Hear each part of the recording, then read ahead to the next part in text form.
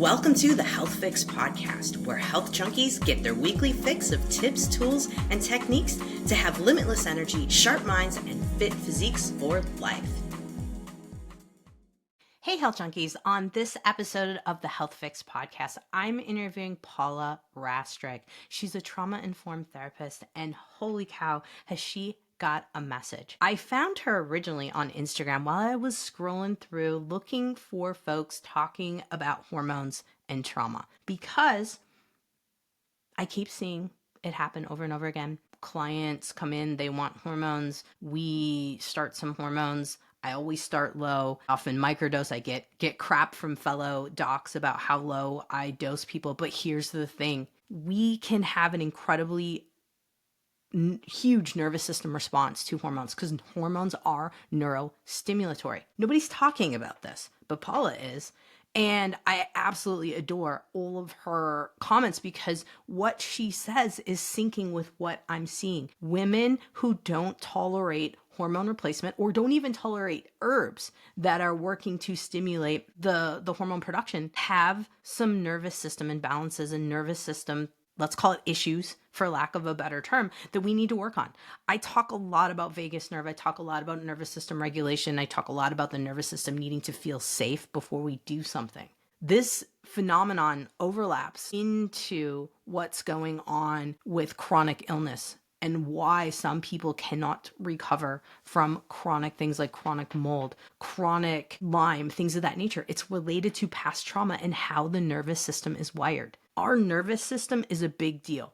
We talk about the gut as being foundation. The gut is tied into the nervous system. The gut, the vagus nerve, if we don't dial those two in, we are going to have trouble with whatever we're trying to manipulate in the body. And so if you're struggling with your health and you've really tried all kinds of things and it's not working, this is the podcast for you. If you've tried hormones and it didn't quite work out for you, you felt frustrated, maybe you just kept bleeding, maybe certain things happened, this is the podcast for you. It's something that I just think is so incredibly important to hear, and how hormonally sensitive folks really can struggle. And what's happening is that the nervous system responds to the hormonal shifts. So if you add hormones in, we're gonna have trouble. Paula's gonna talk all about it in this podcast, but Paula has a book coming out later this year. This is 2025, it's gonna be later on this year. The book's called Hormonally Sensitive, A Trauma. And she's gonna talk all about her raw, intimate experience with what happened when she tried hormones with a hormone guru in the UK. And it's a story that's not one that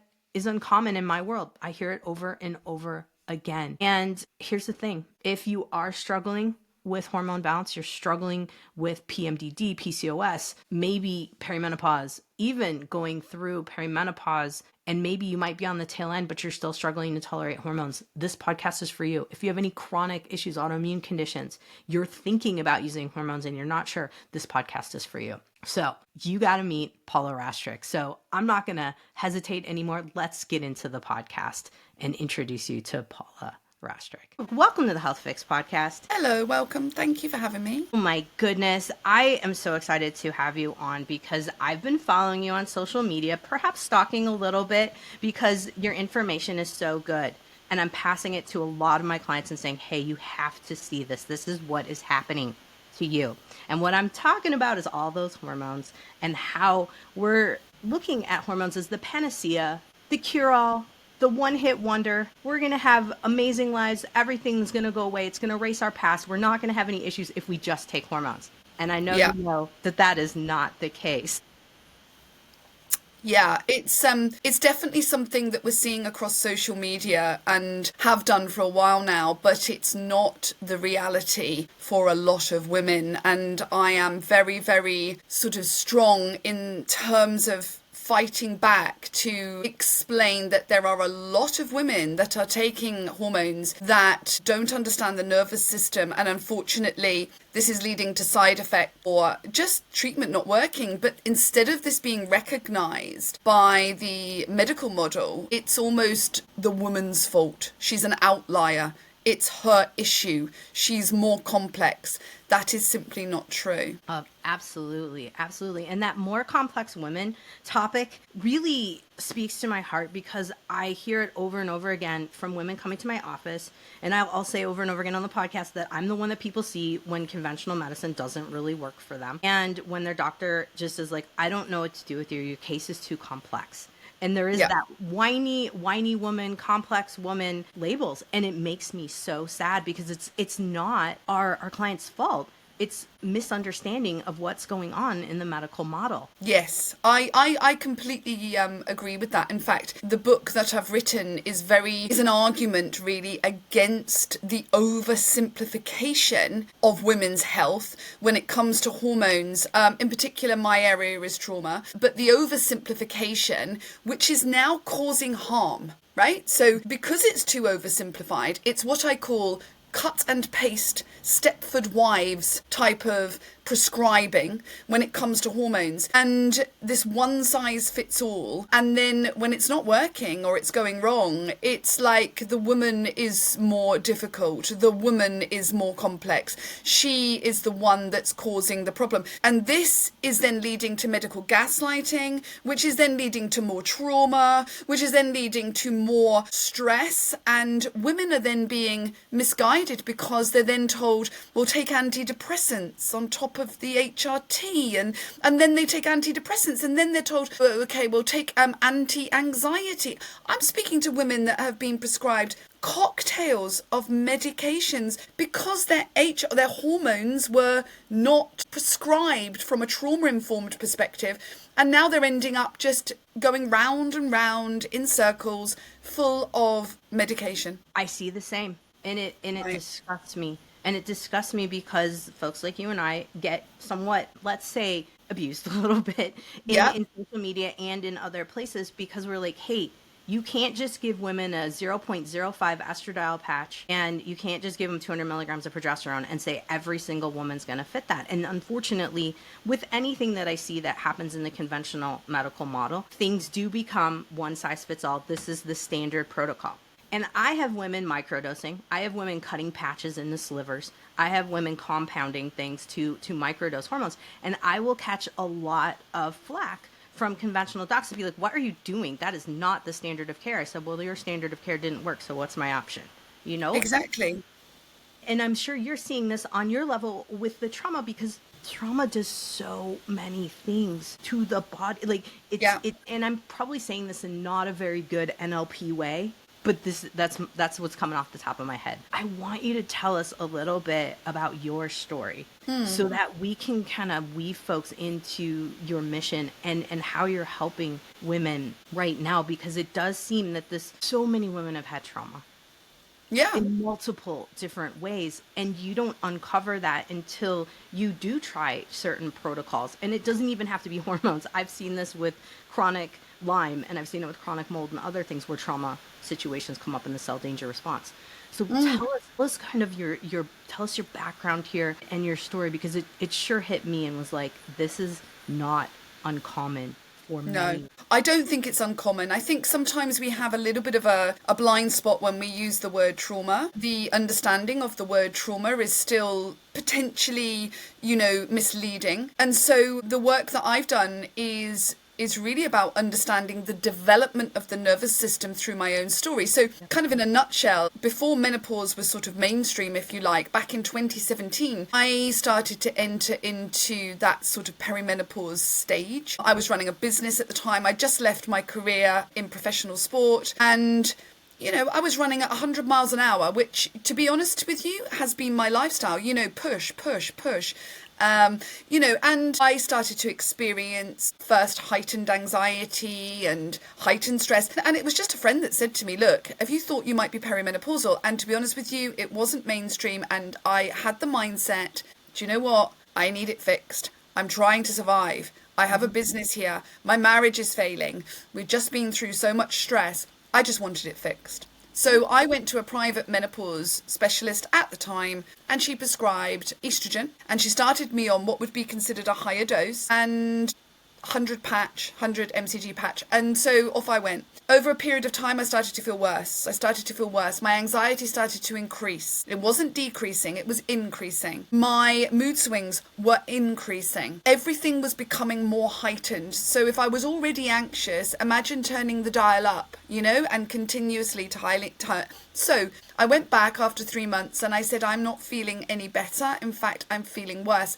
I knew nothing about perimenopause. And at that time, she doubled my estrogen dose.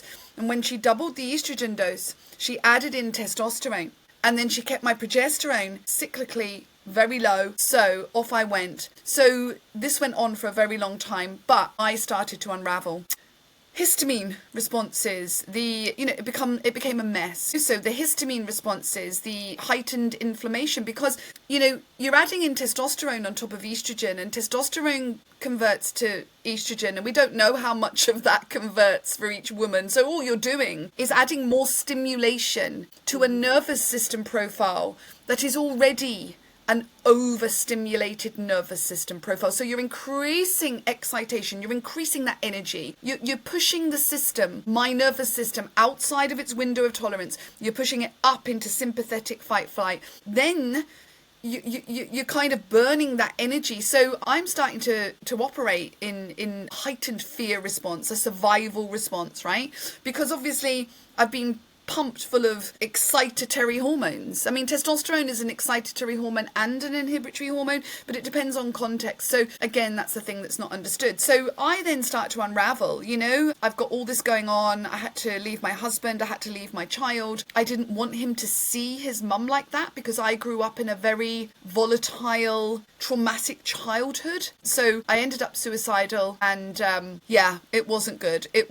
And sort of had to go through recovery, had to be taken down off the estrogen and the HRT, all of that stuff, antidepressants, all of this stuff. I was in a bad way.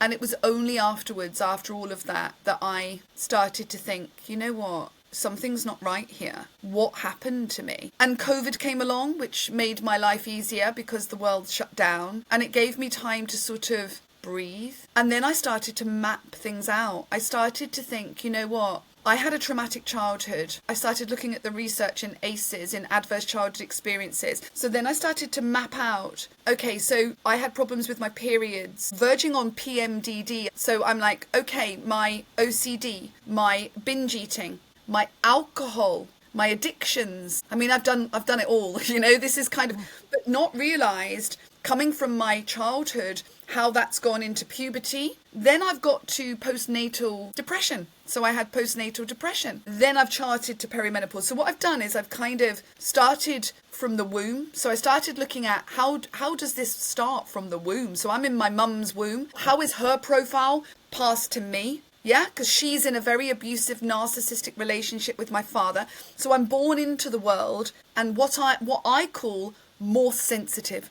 So I arrive into the world with a more sensitive nervous system. And then you have these genetic and epigenetic changes to the nervous system that continue throughout life. And I just don't think we've even understood the significance of the nervous system and how childhood experiences and early life stress dysregulate the nervous system, multiple variables, and we've ended up not understanding that that's what causes a lot of the symptoms. Absolutely. Your story is so common, different flavors of different things, but so many women have gone through different things, especially around the PMDD. So for those of you guys who are like, what is PMD? That is literally premenopausal dysphoric disorder. And one of my clients that experienced this kind of was one of them that really set this off to me, realizing that there is a lot more work that has to be done before you even give someone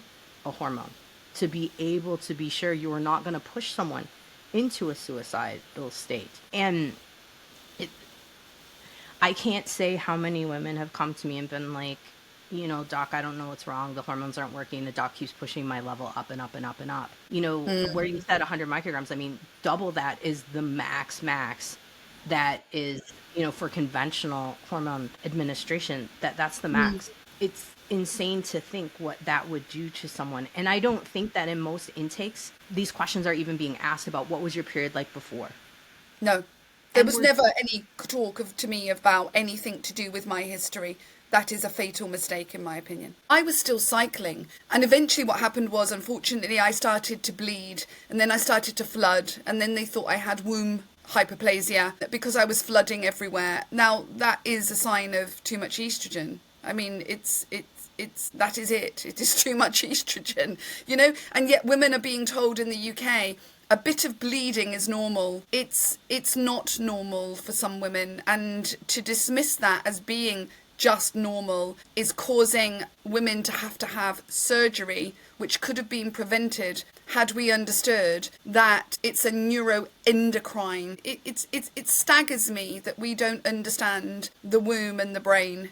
You know, we're having women that are having surgery, not understanding that it's a nervous system issue, as well as and it's tragic, really. It's really tragic. I absolutely agree. One of the things that's a theme, and this comes with naturopathic medicine, we have these terms for the adrenals, and it used to be called adrenal fatigue, but I tend to call it, more adrenal insufficiency. And really where I've kind of come to, and this is what it seems where you're probably going with the nervous system here, and I'd love to hear your take and kind of how you would speak to people on this. I tell folks we're switching fuel from ovaries over to the adrenals. Switching fuel. And if we switch the fuel to some adrenal glands that are already in fight or flight, because they're used to go, push, there's nothing left. What are we going to do? So I'd love to hear, is that how you kind of similarly explain to folks? How's your explanation of how things play out with the adrenals and the nervous system? Well, I mean, one of the things that the mechanisms, one of the primary, in the book, I've got quite a few different primary mechanisms that we have overlooked.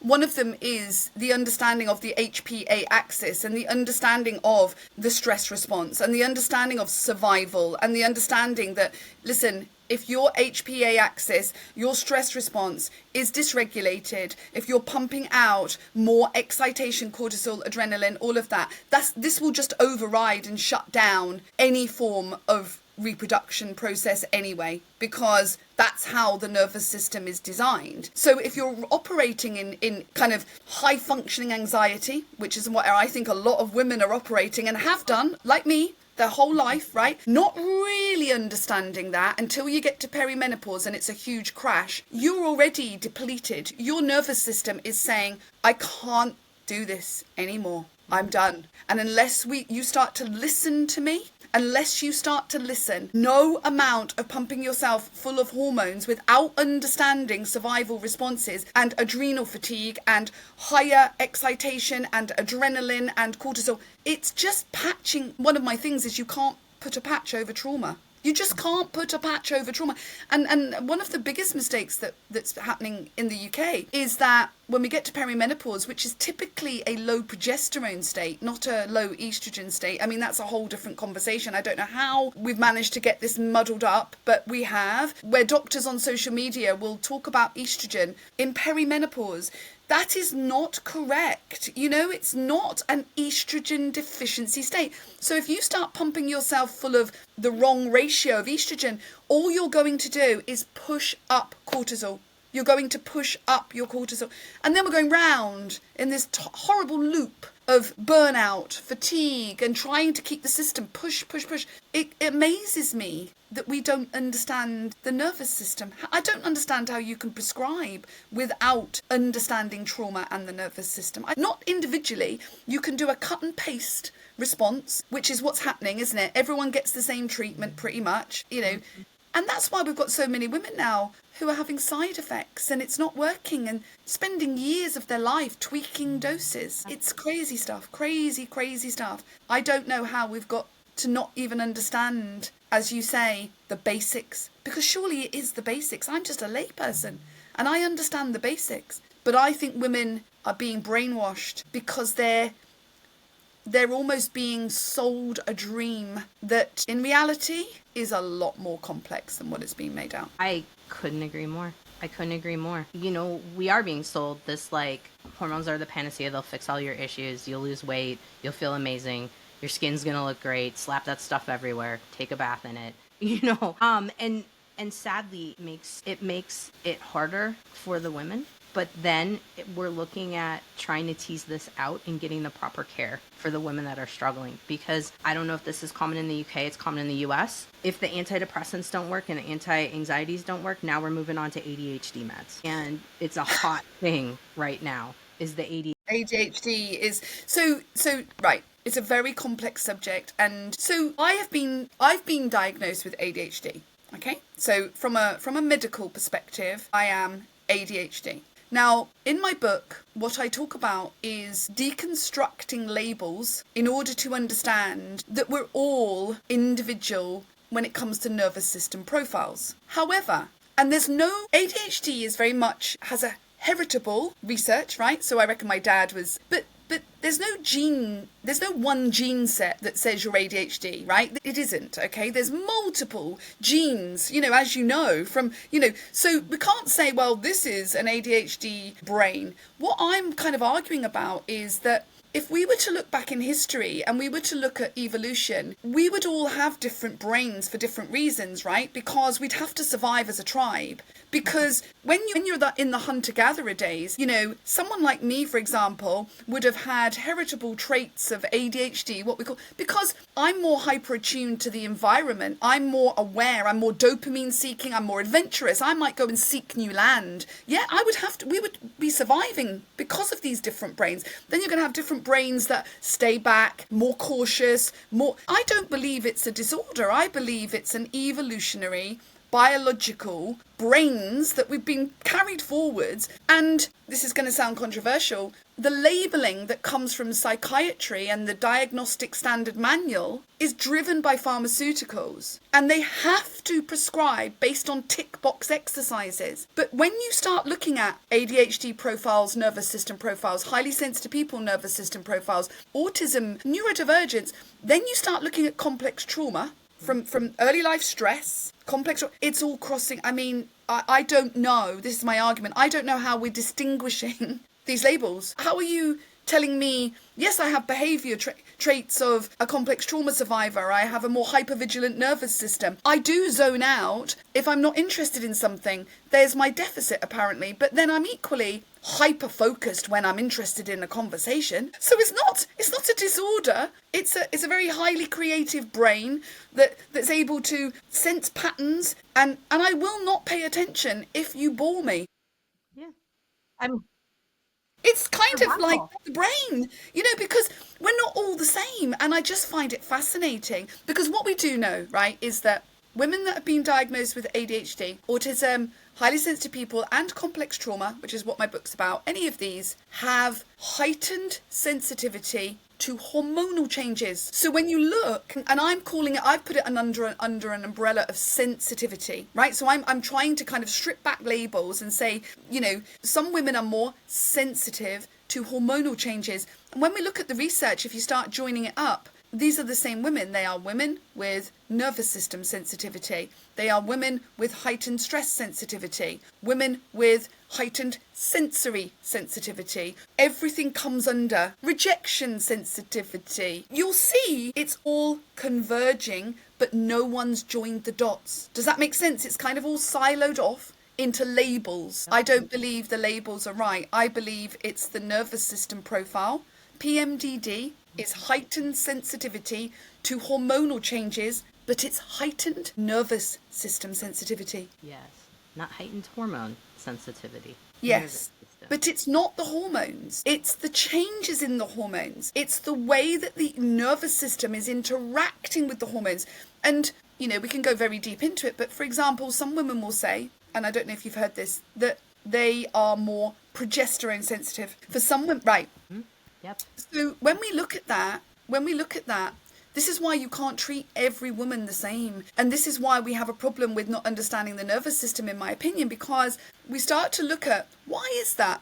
Well, when you start to really deep dive into it, you start looking at GABA receptors, you start looking at the nervous system. Things like trauma can impact receptors. And if you dose progesterone, which converts to allopregnanolone. Progesterone converts to a neurosteroid called allopregnanolone. And this is an anti-anxiety, anti-inflammatory neurosteroid. It's probably the most underrated. No one really talks about it.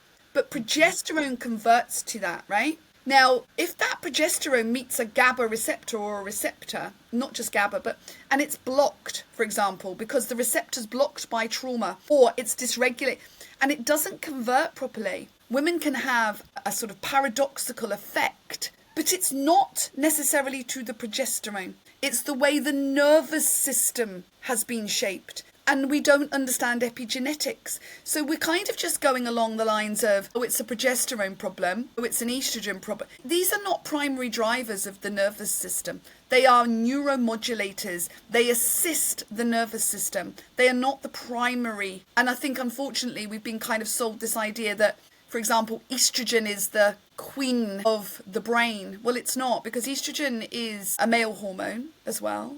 So it's, you know, that kind of old marketing of estrogen is the elixir of beauty and youth, and we're kind of regurgitating it back, but just repackaging it in a different way. You're so right on there. Absolutely. Yeah. We're putting lipstick on a pig. We're making it look we're kind of going backwards. And for people that push against me, they don't see that because the marketing is strong, right? But believe me, trust me, we're going backwards. We're going backwards, but we're packaging it in a new way that makes like we're going forwards. But we're not, because when you really understand the nervous system from a trauma-informed lens, that's all I can talk about because I'm not a neuroscientist. And people say that to me, you know, it's like, you're not a neuroscientist. I say, well, you're not trauma-informed. So where does it start and begin and end? Like, who's got all the answers? No one.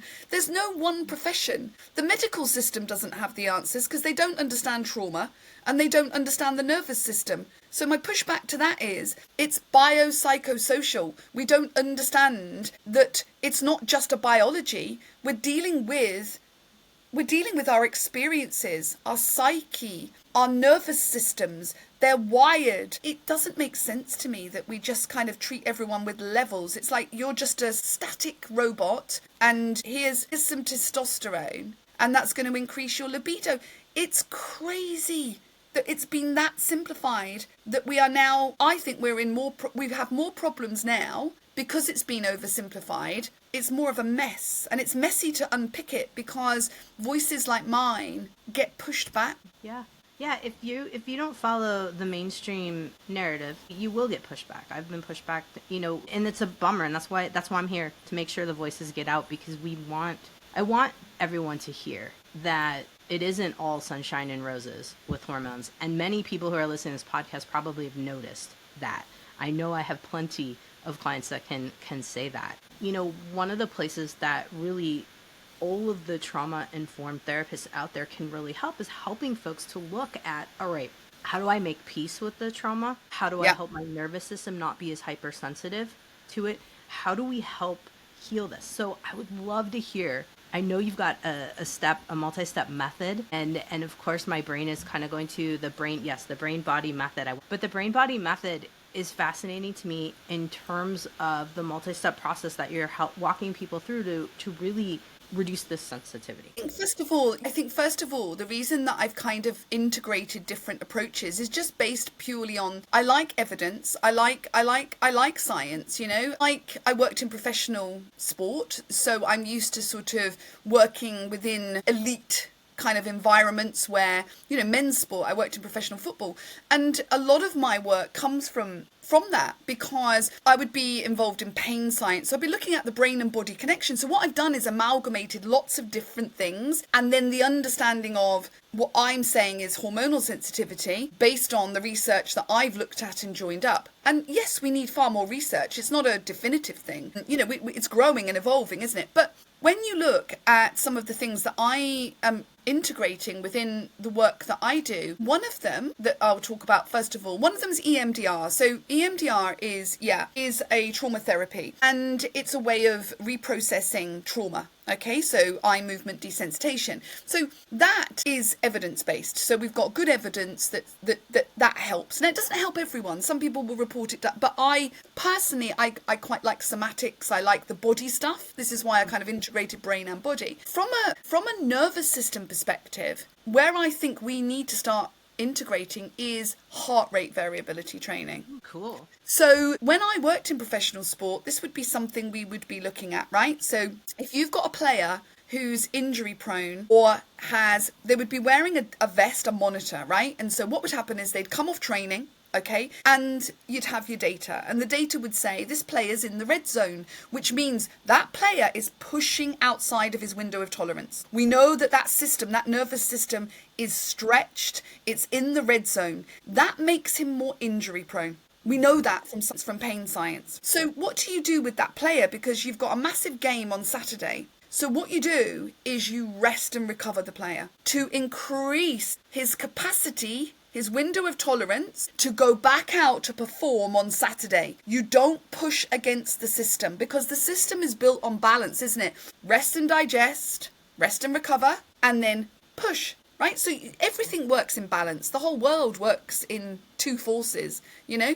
So the system is the same in simplistic terms. And when you look at the science, heart rate variability and vagal tone, the vagus nerve, that is evidence, starting to become evidenced in hormonal sensitivity. No one talks about it, right? So what we're really looking at is to increase the capacity of the nervous system. Just like you train your muscles, you want to train your nervous system. Now, by expanding your nervous system, you're able to cope with stress better, but you are coping more with hormonal changes, because hormonal changes are internal stresses. They are internal stresses to the system, right? If you've got a very small window of tolerance, people with a trauma background, neurodivergence as well, tend to have a narrow window of stress tolerance. You have lower vagal tone and you have lower HRV. You are struggling to regulate the nervous system under pressure when it comes to hormonal changes. That is a whole different concept to what we're being told, which is you need to add your hormones back in. I'm arguing you need to increase your nervous system capacity to handle the stress, because you're not handling it. I wasn't. It's almost a completely different way of looking at it, because it's not your hormones that drive the symptoms. I'm going to get pushed back on this. It's not the hormones that drive the symptoms. It's the inability of the nervous system to handle the fluctuations of those hormones. And that's why some women get HRT and it doesn't work, or it makes things worse, because what they're doing is they're saying, well, your levels of hormones, and we need to be careful with levels, because levels measured from blood don't tell you what's happening in the nervous system. They don't tell you what's happening in the brain. They don't tell you how much is being stored in tissues. In fact, we don't know how well you're metabolizing those hormones and excreting them out of the body. And my argument is that a lot of women have higher estrogen ratios. They have higher estrogen ratios already. Does that make sense? And this is where the non-medical community would say, they call it estrogen dominance, right?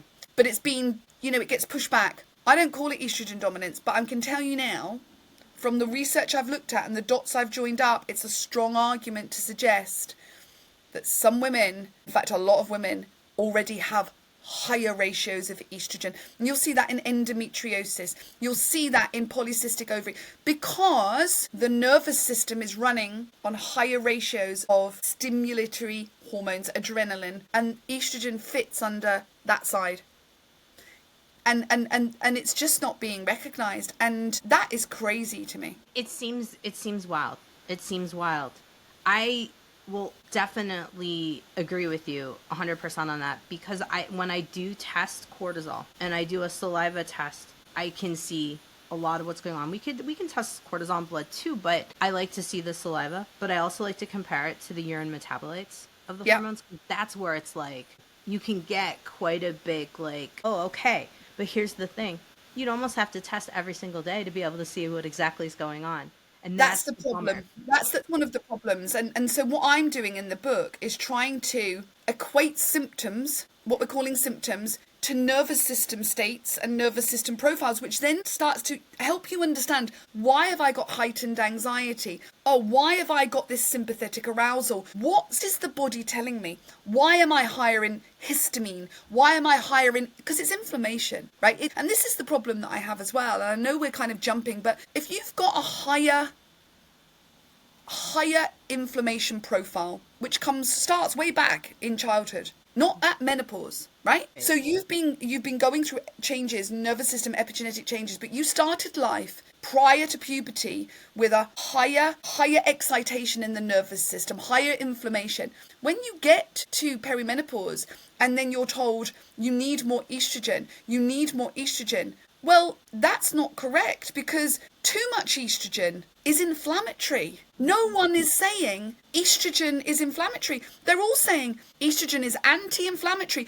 It's only anti-inflammatory in the context of the whole nervous system. You can't just pick a hormone out and go, oh, look, this is anti-inflammatory for every single woman on the planet. Estrogen is just one chemical within hundreds of... So to simplify it to the point and say estrogen is anti-inflammatory, it's only anti-inflammatory within the context of the individual's nervous system profile. And for a lot of women, estrogen, too much estrogen, is inflammatory, and that is not a good thing. And yet we're kind of telling everyone that it's always anti-inflammatory. I don't know if that's the messaging that you're sort of seeing. I've heard, yeah, same thing. Yeah. I'm like, wait, what happened to estrone, the inflammatory estrogen?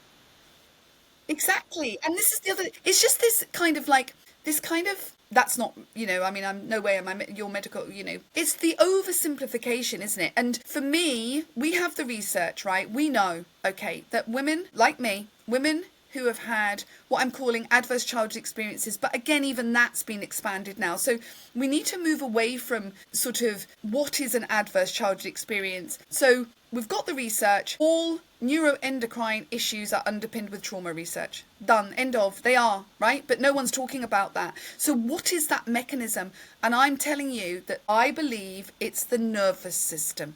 Right?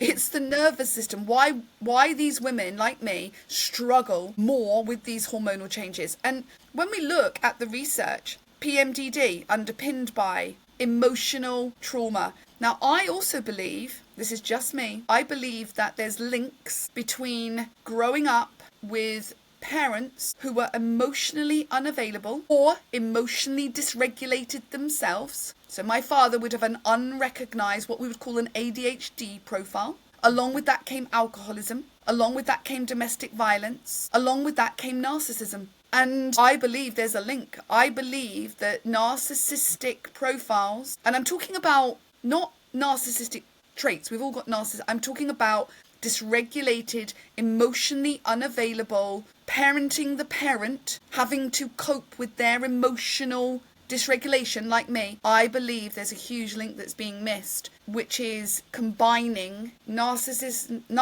parenting, emotional unavailable parents, emotionally cold parents, childhood trauma, nervous system dysregulation, and neurodivergence. I think it's all crossing over. I can totally see it. I can totally see it in the clients I'm thinking about, the folks I've asked about their history and parents and how childhood was and how, when you have a model of a parent that's not regulated, of course you're not going to develop a regulated nervous system because your model is your environment. So for me, the environment is unpredictable. The environment is unsafe. Our nervous systems are wired for safety. End of. Mm-hmm. And that is what so survival comes before reproduction. So your nervous system from the womb up until puberty is being wired for survival and safety, not reproduction. Reproduction comes, reproductive hormones surge at puberty. Well, you've already got a blueprint of a nervous system profile here, which is why I believe that risks for depression in females starts at puberty, not menopause, right? So if we don't understand the neurodevelopmental years, how are we're almost starting in the middle, aren't we? We're almost kind of like going, we're here, midlife. Well, it didn't start in midlife. It started way back in the womb. It's a trajectory. It's a story. It's a nervous system story, not just, everyone arrives at perimenopause and all of a sudden we're all the same and we're all kind of Stepford wives and robots. I'm big into, personalities and psyches and all of that. That's all in my book. But, there's no conversation about any of this, is it? It's just about, your hormone levels are low and so we need to top you up. Off you go. Exactly. It's exactly how it is. And that's how we were taught, really. And honestly, the truth is most of us weren't even taught in school. We had to go to advanced training to be even, like a weekend conference to learn what to do here, you know, unless you've taken advanced training. And I've taken advanced training, and yes, in the naturopathic realm after I got out of school, because it wasn't talked about when I was in school. I really don't, like, barely remember any vagus nerve conversations in school. And granted, I graduated in 2007. So it's, you know, we're almost 20 years past. But the point that I want folks to hear is, like, most of your docs, like, we haven't talked about the nervous system. This is new. We didn't talk about trauma other than, you know, like big T's, I'm going to call it. We didn't Yeah. talk about someone developing, you know, little T's in response to how they responded to certain things. Yeah, because attachment. So I mean, Yeah. we could go on. I mean, it's just something I could talk about all day. But attachment. Okay, so when you start looking at the biology of attachment, there's a lot of sort of, you know, understanding of attachment later in life. So you have this attachment style, you've got anxious attachment style, you are an avoidant attachment style, you know, all of that stuff. Go back. Your attachment starts with your nervous system co-regulation with your parent. Naturally, your primary caregiver, which in this instance we're going to say is the mother. Okay, I had no attachment to my mum. Now, the nervous system is developing through nervous system to nervous system, right? And we've now got the evidence, again, no one talks about this, emerging traumatic births. So if I come into the world in a traumatic way, forceps delivery, for example, which isn't that, can create epigenetic changes, which causes my nervous system to become more stress sensitive. You know, and it's like, then if I have then my primary caregiver, my mum, who has postnatal depression, this is not blaming parents. This is, you know, she's in an abusive relationship, right? Me and my mum don't bond because she's not holding me. She's not with me. She's not co-regulating me. She's not well. I'm left to survive because I don't have that touch. I don't have that. Your nervous system is developing through attachment, and it's learning pre-verbal. Does this feel safe? Because I always try to liken it to, like, if you get a puppy, they don't take the puppy away from the mum for the first 8 to 10 weeks. That's because the puppy is regulating from the mum. And yet we have procedures where the mum, it happened to me, I had a traumatic birth with my son. We're then separated and they take the baby away, right? I then get the baby back. I'm in a bad state because it was a traumatic birth. That's why one of the reasons I had postnatal depression. I'm trying to breastfeed my baby. I can't. All of my past traumas coming up about my own attachment with my mother. I'm not a good enough mum. I'm never going to be good enough. You know, all this is coming back up in my system because that's the reality. Trauma comes back at these vulnerable times. Then you're reliving a lot of that trauma, right? And we just don't understand how that happens. And if we were to start looking at it from a nervous system development, we could probably catch young people like me before we get depression. And especially girls before they start cycling, because your hormonal cycles after puberty will, if on a dysregulated nervous system, can cause things like addiction, OCD. This is all my cycles, right? OCD, addiction, binge eating. This is because hormonal changes and fluctuations are disturbing my mood and my cognition and my behaviour. Stuff like that. If you don't join it up, how are we going to treat? To get to midlife and start to try to, you know, dose people full of hormones when you don't understand their nervous system profile, to me is verging on, well, the stories that I've got is negligence, to be honest with you. I agree. I absolutely agree. I was taught to treat the whole person. The whole person includes the nervous system. And I'm seeing it as crucial for care for 100%. anyone at, you know, hormones, but also all the other things. Autoimmune diseases, pain. In my book, I've kind of linked together sort of conditions that we treat separately, right? So, you know, mast cell activation, POTS. You'll see these in neurodivergent communities. You'll see them talking about histamine intolerance. You'll see them talking about mast cell. You'll see them talk. This is a nervous system profile. They're not isolated medical conditions. And then you've got women with PMDD, women with ADHD have a higher rate of PMDD. That's because of the nervous system. They're not separate. Yeah. I couldn't agree more. I'm seeing this too. It's crazy, really, when you think about all of the female health conditions, you know, PCOS, endometriosis, you know, women's pain. We know it's all under research, right? Women have been, I mean, my book talks about the fact that we didn't get researched, you know, and we're too complex to research because of our hormonal cycles. We're difficult to, it's difficult. There's too many variables. There's too many. But that's no excuse for undersimplifying it, which is the issue that I've got, is simplifying it to the point where it's too simplified and it's now causing harm. So when we look at the research and we look at heart rate variability training, I believe this is an area that can help women to help themselves so that you can access this, okay? So vagus nerve training and heart rate variability training. Now, when you look at heart rate variability training, you can do that through various ways. To me, it makes sense to strengthen. It's like going to the gym and doing strength training. Strength train your nervous system, right? Let's get your capacity. Let's get stronger, right? So that's what I'm talking about. I'm not talking about looking at it from I need to relax. I need to calm down. That doesn't work. What works is stretching your nervous system capacity and strengthening your nervous system to deal with the everyday shit that you have to go through. because you're not going to get rid of the stresses. Life is stressful, isn't it? You know, we've got so much stress in our lives. So my argument is you want to increase your capacity to handle stress, right? So when you look at heart rate variability training, and I'll give you some ideas on that, you can spend money on it or you can do it, you know, without spending too much money. One of the sort of apps that I looked at is called HeartMath. HeartMath, right. So I use HeartMath. Now I use HeartMath because I like data. I like reports. I like to look and say, I managed to do this and look at my data. HeartMath is very good because it's got evidence behind it. It's science driven. If that's your thing, that's my thing, right? So HeartMath is a very good one that I would recommend.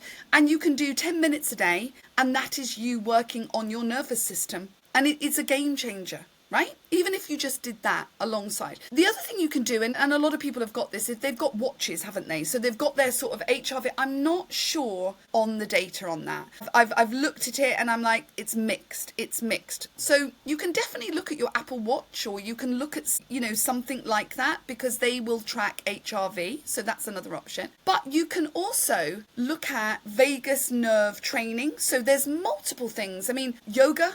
There's, you know, that's kind of one of my things, really. If you practice yoga, then look at people like Dr. Arielle Schwartz. She's got loads of YouTube videos that are free in which she does vagus nerve yoga. And to me, she's just amazing. She's one of my mentor, kind of like, you know, just a beautiful person. So you can go and look up Dr. Arielle Schwartz. Looking at HRV expansion and training, to me, is the way forwards, because that is now evidenced in hormonal sensitivity. So I'm not just making it up, it's evidenced. And I believe that's the next wave of where women should start looking and investigating. I absolutely agree, because telling women to like slow down, relax, It doesn't work. Doesn't work. It's more trauma, I think, for some people. Yeah. I think this is a really good point, and I think this is, you know, if you've got a profile, look, I'm a yogi, and I've done everything in my life, right? Because I've always been somebody that's, you know, high energy, high functioning anxiety. I think it's just the best way to encapsulate. People will know what I'm talking about, right? Running on higher excitation, burning out, up I get, push, burning out, up it, and the older you get, the harder it gets, right? Because your nervous system is so thin and your window of tolerance is so small that life becomes, you know, hard, really hard. So I think, I've forgotten the question now, what was I saying? Yes, if you say to someone, just meditate or calm down. If you've got a very busy brain, like an ADHD brain, right, that's constantly on the go, right, it's really hard to do that. And people get frustrated and then they ditch it because they can't get the benefits and they think this is a waste of time and it's not for me, you know. That's just a completely different thing, I think. When you say to somebody, you know, you need to calm down and do some relaxation stuff, it just doesn't work. You're right, it doesn't work. What people need to do is strength training for the nervous system. That's different. That's a whole different psychology, isn't it, than telling somebody you need to calm down. I mean, telling a woman to calm down is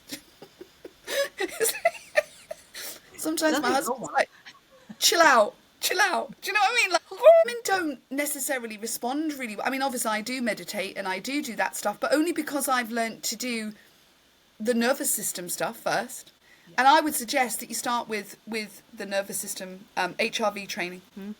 Mm-hmm. No, that's funny you say that about it. Because, I mean, yeah, telling a woman to just breathe or chill out. I mean, I've tried with many women to do the whole breathing methods and different that. And I'm like, no, we need something. We got to precursors first. And HRV is great. I used to do a lot, and I'm curious what your thoughts are for women who are athletes. I used to do more HRV specific cardio training to work on resilience that way. Have you worked with folks in that manner? I haven't worked with women.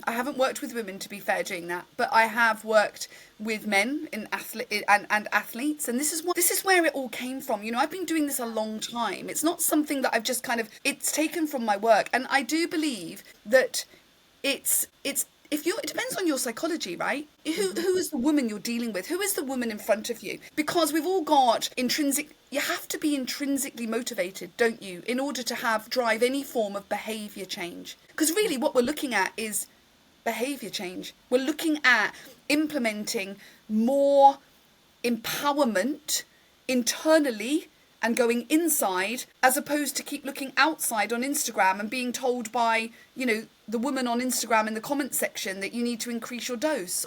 This is the problem we've got. So going internally and starting to understand what's your psyche. If your personality is sport and you're an athlete, 100%, because that would make sense, wouldn't it? To train yourself under that kind of... But if you've got a woman who's not sporty and doesn't like exercise, that's not going to work, right? So then you need to drive it towards the woman. What do you enjoy doing? What is it that drives you? What is motivating you? And I think when we get to midlife, this is my own experience, perimenopause is can be such a roller coaster, right? I'm through that now, and I can absolutely tell you the other side is different. It's not that roller coaster, right? And you'll find, which is what I'm going through at the moment, that I'm sort of at the point where I'm shedding all of the stuff and I'm stepping into a new sort of era, if you like, of who am I? What's my purpose? What am I here to do? So again, you've got to always think about who is the woman in front of you?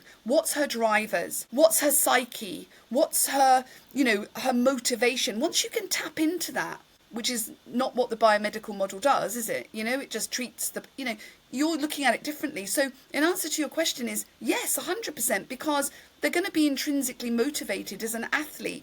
That's the way they're wired, isn't it? So it's knowing how to play it to the person in front of you, I think. I love your response, because it brings us back to empowering ourselves to take action for ourselves versus looking at social media and being like, well, so-and-so said this is what I need to do. I got to do this. We've now, as it kind of coming full circle in our conversation, we have many influencers who a lot of folks are just following willy-nilly and giving their power over to the statements. It's a controversial subject on particularly Instagram. And what I see and what I hear is, and I get it myself, is women coming to me saying, what do I do to fix it? There's this almost like this culture that's been developed, right, that is coming through social media doctors and influencers, in my opinion, that has kind of falsely led women to believe that this is just a simple quick fix. Well, I could go on and on. It's not. So, you've got epigenetics, you've got all of this stuff. That's all in my book. However,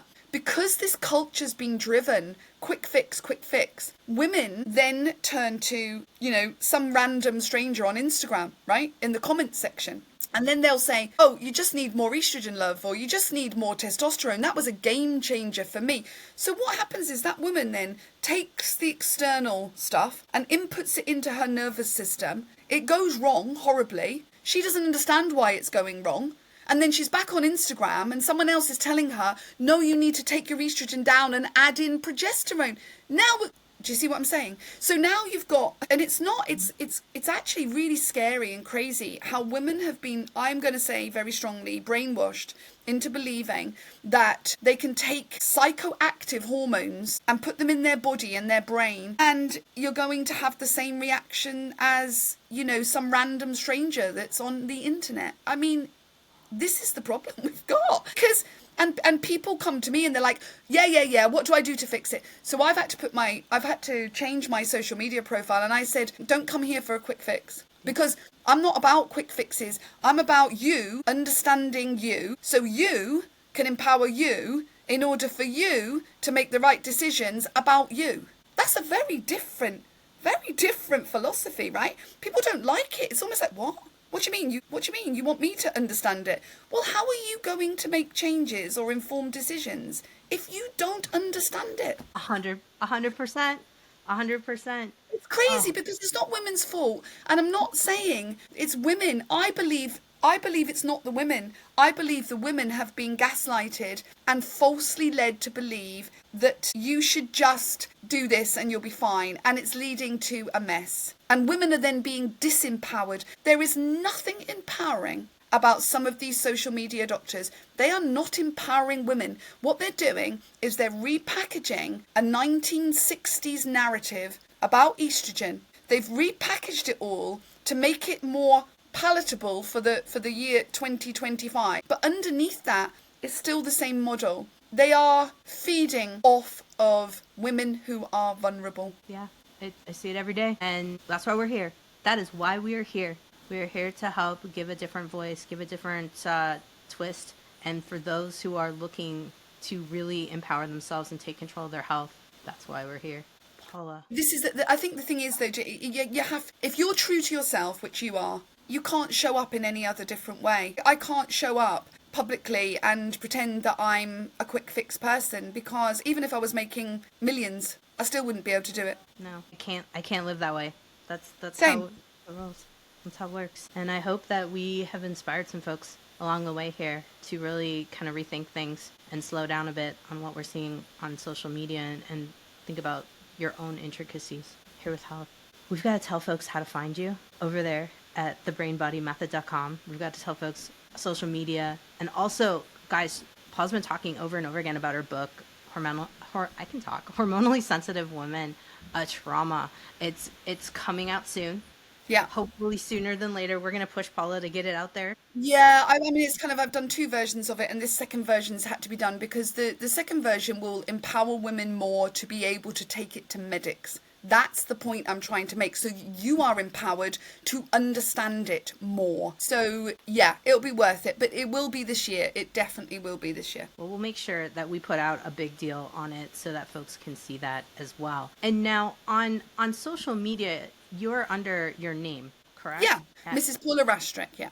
Okay, Mrs. Paula Rastrick, that's what it is there. And guys, I'll get the whole spelling, Rastrick. I'll say now Paula spelled just how you would think, and then we'll have it in the show notes at drjkrauseND.com. Gosh, Paula, so many things. I could talk to you for hours, and I definitely look forward to getting that book out and bringing you back on so we can talk through some more things for folks, because I think this is just the tip of the iceberg as we explore the nervous system more, and folks are really starting to understand that connection of how much the nervous system really does impact them. Yeah. Thank you so much again for coming on. Thank you for having me. I didn't highlight it during the podcast, but I wanted to make sure before you go that you head over to Paula's website, the Brain Body Method, and make sure that you sign up to receive her email messages, because she's going to be telling about when her book comes out. But not only that, she is amazing in terms of explaining the connection between the nervous system and hormone dysregulation, and the nervous system dysregulation in relation to hormone imbalances.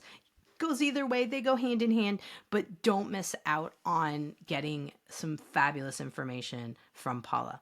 Thanks for listening. Hey there, before you go, make sure you go over to the brainbodymethod.com and sign up for Paula's email list. Here's why. She has fabulous information. You can also find out when her book is coming out as well. She by far is the best person I've found in terms of connecting the hormone to nervous system connection here. So if you've got a dysregulated nervous system and you're not tolerating hormones, she is the gal to get some information from. Not only that, if you're thinking about using hormones, you definitely want to stay on top of what Paula has to say.